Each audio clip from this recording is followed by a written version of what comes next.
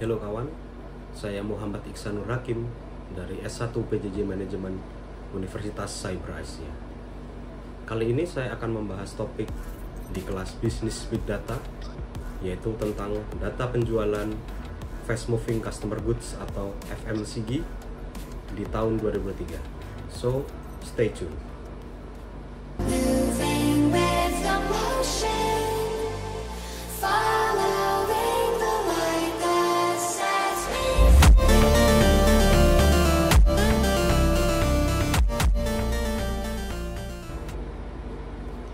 Fast Moving Customer Goods atau FMCG Report Free Version yang dirilis oleh kompas.go.id mengungkapkan bahwa total penjualan di tahun 2023 mencapai total 57,6 triliun rupiah.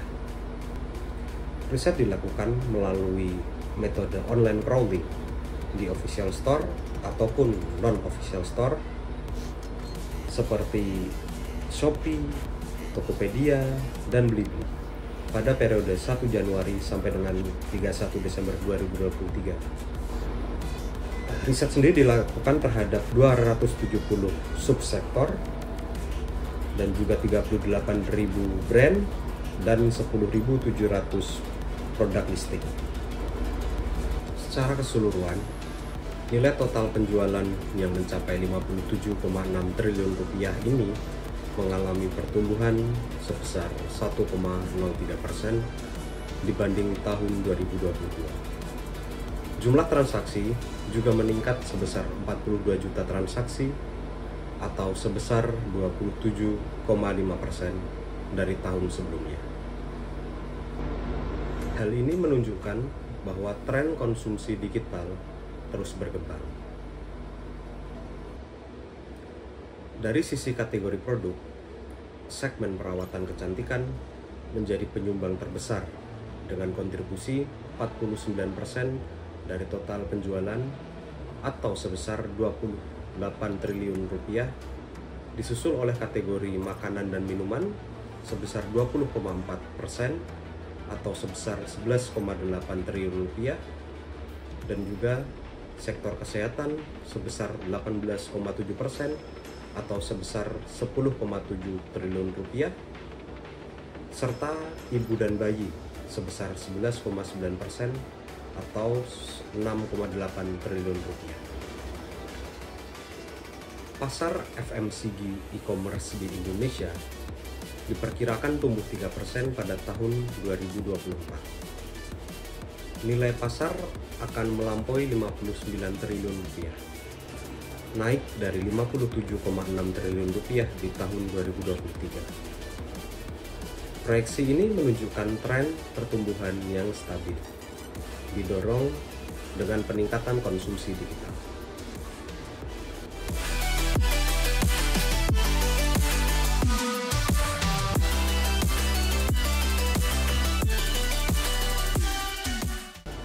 Kemudian pertanyaan yang pertama adalah, apakah laporan kinerja tersebut sudah memenuhi persyaratan sebagai report in business intelligence?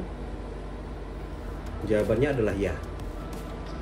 Laporan kinerja yang disajikan oleh kompas.go.id ini telah memenuhi persyaratan sebagai laporan dalam konteks bisnis. Hal ini dapat terlihat dari penggunaan metode pengumpulan data melalui teknik crawling yang merekam seluruh transaksi di e-commerce secara near real time, mencakup 270 subsektor, 38.000 merek, dan lebih dari 10 juta produk. Data yang dikumpulkan kemudian diolah dan disajikan dalam bentuk informasi yang dapat digunakan untuk pengambilan keputusan secara tepat oleh para pelaku bisnis. Menurut Turban, bisnis intelijen bertujuan untuk mengubah data mentah menjadi informasi yang berguna untuk tujuan bisnis. Jadi, laporan ini telah memenuhi fungsi tersebut.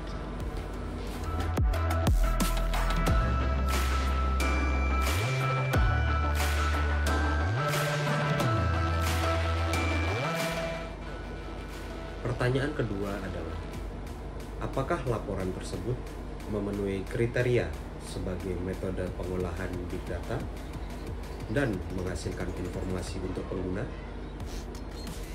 Ya, laporan ini memenuhi kriteria pengolahan big data yang ditandai dengan volume data yang besar, kecepatan pemrosesan yang tinggi, dan keragaman data yang luas dalam konsep 3V, yaitu volume, velocity, dan variety.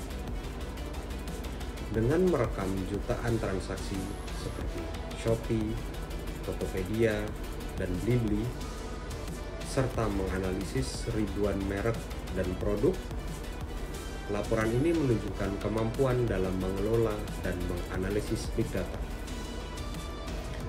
Hasil analisis kemudian disajikan dalam bentuk informasi yang dapat dimanfaatkan oleh pengguna untuk memahami tren pasar dan perilaku konsumen.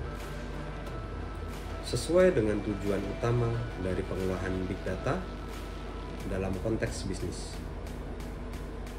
Menurut Meyer, Sonberger, dan Cukir tahun 2013.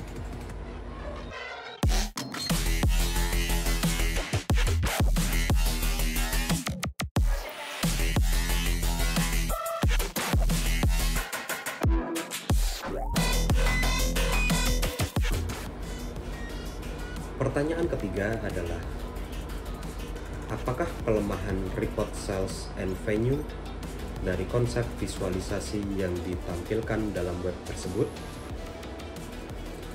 Salah satu kelemahan dari visualisasi dalam laporan tersebut adalah kurangnya interaktivitas dan detail yang mendalam. Grafik yang disajikan bersifat statis dan tidak memungkinkan pengguna untuk eksplorasi lebih lanjut, seperti memfilter berdasarkan kategori produk, periode waktu, atau platform e-commerce tertentu. Selain itu, tidak terdapat fitur drill down yang memungkinkan pengguna untuk melihat data secara lebih rinci.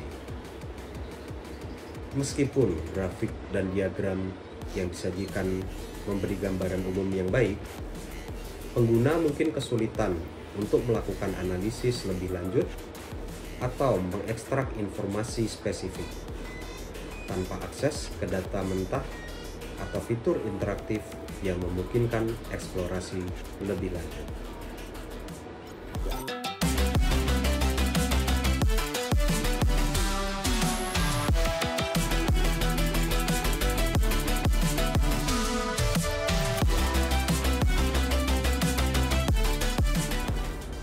Kemudian pertanyaan yang terakhir adalah, apakah hasil analisa dari grafik yang disediakan dalam web tersebut mudah dipahami dan gain knowledge? Hasil analisa yang disajikan oleh grafik pada laporan tersebut relatif mudah dipahami dengan penggunaan visualitas yang sederhana dan penjelasan yang mendampingi. Setiap grafik informasi seperti pertumbuhan, penjualan, jumlah transaksi, dan kontribusi masing-masing kategori produk disajikan secara jelas. Namun, untuk memberikan pengetahuan yang lebih mendalam, laporan ini dapat ditingkatkan dengan menambahkan analisis tren jangka panjang, perbandingan antara masing-masing platform, serta insights perilaku konsumen. Menurut Knaflich, visualisasi data yang efektif tidak hanya menyajikan data secara estetis, tetapi juga menyampaikan cerita yang dapat memberikan pemahaman yang lebih dalam kepada pengguna. Baik, itu semua adalah pembahasan saya dalam video kali ini. Semoga bermanfaat untuk kita semua. Salam sehat sejahtera untuk kita semua. See you next time.